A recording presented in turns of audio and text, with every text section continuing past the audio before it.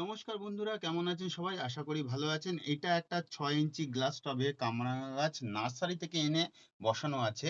তো কামরাঙা গাছের বিভিন্ন সমস্যার মধ্যে একটা গুরুত্বপূর্ণ সমস্যা হচ্ছে গাছটা হঠাৎ শুকিয়ে মারা যায়। সবাই একই প্রশ্ন করে, কামরাঙা গাছ কিন্তু আমার কাছে বাঁচে না।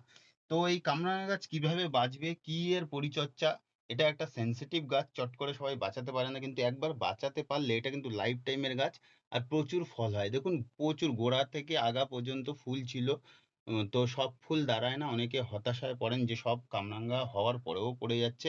এই নিয়ে বিস্তারিত আলোচনা, পড়বে না, ঝরবে না, আর পড়লে ডিপ্রেশনে যাবেন না। বিভিন্ন সমস্যার সমাধান নিয়ে কামরাঙা গাছে একটা বড় ভিডিও, এটার ফাইনাল পট করা নিয়ে আমি বানাবো শীঘ্রই, ১ সপ্তাহের মধ্যে আসবে। অবশ্যই সেই ভিডিওটা দেখবেন আর কামরাঙা গাছকে ভালোবাসা শুরু করবেন। কারণ কামরাঙা গাছ লাইফ টাইমের একটা ফল গাছ। এটা মিষ্টি কামরাঙা গাছ। তো ভিডিওটা কেমন লাগলো